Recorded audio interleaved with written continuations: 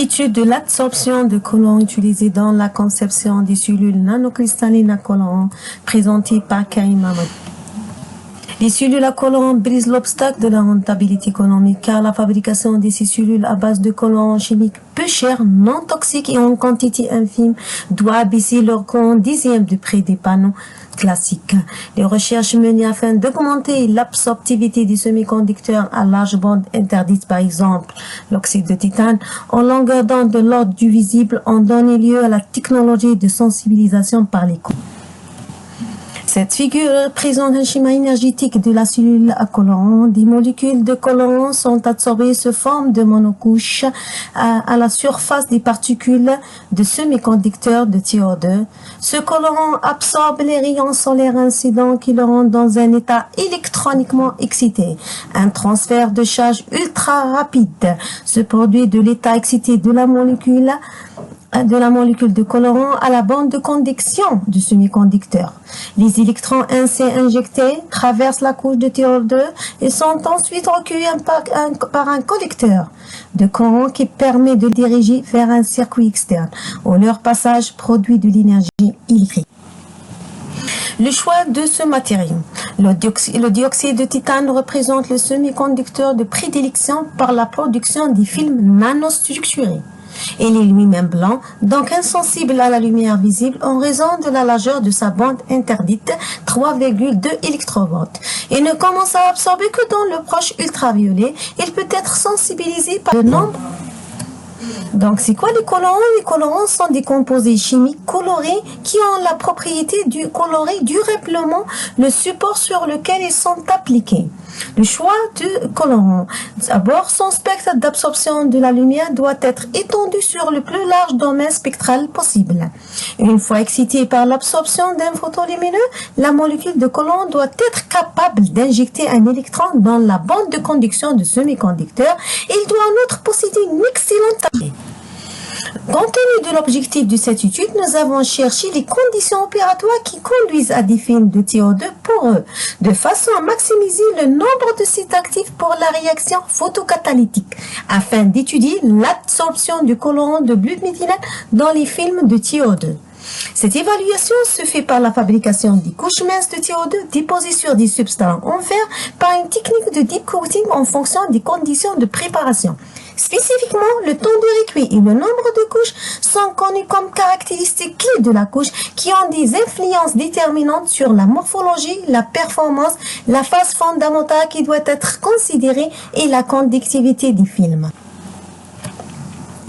L'absorption se fait par des réactions photocatalytiques. Et la réaction photocatalytique peut être décrite comme une réaction d'oxydoréduction se passant à la surface du catalyseur.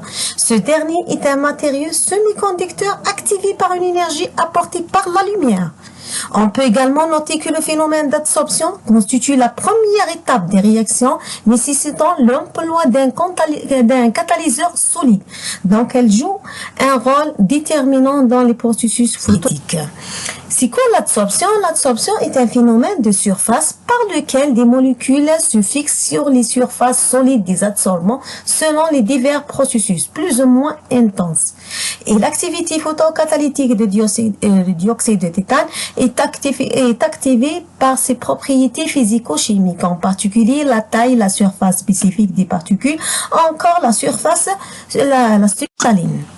Cette figure représente un organigramme de différentes étapes de préparation des couches minces d'oxyde de titane. Et la couche finale est une multicouche. Les propriétés structurales des films minces de TiO2 élaborées par méthode sol-gel en fonction de temps de recueil et en fonction de nombre de trempages vont déterminer grâce à la diffraction des rayons X. Cette figure représente les spectres des rayons X en fonction de temps de recueil et la croissance de temps de recueil entraîne une variation des propriétés structurales des films de TiO2. La cause de cette variation est due à l'élimination totale des composés organiques et aussi les changements des liaisons. Et cette figure représente l'influence de couches de TiO2 en fonction pour des rayons sur les spectres des rayons X. On peut dire que quand le nombre de couches de thyroïde déposées sur du substrat augmente, les pics de diffraction voient une meilleure définition et une croissance de leurs intensités. Ceci nous renseigne sur l'importance du taux d'opacité. Ces deux tableaux représentent une évolution de la taille des grains et l'intensité maximale des pics de diffraction des films minces de thyroïde en fonction du temps de recuit et en fonction du nombre de couches. On peut dire que l'effet du temps de recuit est beaucoup plus important sur la croissance de la taille des grains de cristallites de nanatase que celui de l'effet de l'augmentation de couches. Cette figure représente une surface morphologique des couches de mince de thyroïde en fonction du temps de recuit. Ces observations traduisent le fait que les contraintes introduites par le temps lors de la cristallisation ou l'augmentation de nombre de couches déposées ne sont pas si importantes au point de détériorer la continuité de la surface des couches. Et cette figure représente les images de la femme en fonction du nombre de couches. On peut dire que l'augmentation de nombre de couches conduit à un recouvrement de la surface plus important découlant de l'augmentation de la germination des grains de cristaux d'anatase et de la croissance simultanée de ces grains. Cette figure représente une propriété optique des couches minces. Donc, on observe que les échantillons présentent une transmittance élevée dans le domaine de visible en fonction du nombre de couches. On observe qu'il y a des oscillations et ces oscillations sont les résultats des interférences aux interfaces l'air-film et film-substrat. Nous remarquons aussi que l'augmentation du nombre de couches conduit à un décalage des enveloppes de fluctuation vers les grandes longueurs d'onde. Ces dernières sont une conséquence due aux augmentations des nanoparticules en nombre et en taille lorsque les épaisseurs sont.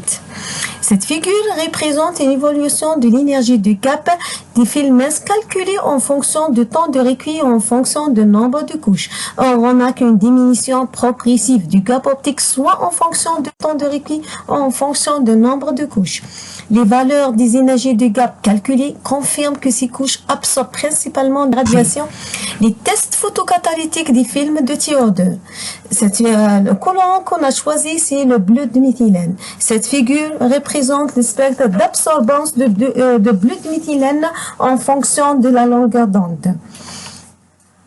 En fonction de la longueur d'onde, on observe qu'il y a deux bandes. La première bande dans le visible à 620 nanomètres et la deuxième bande à 360 nanomètres.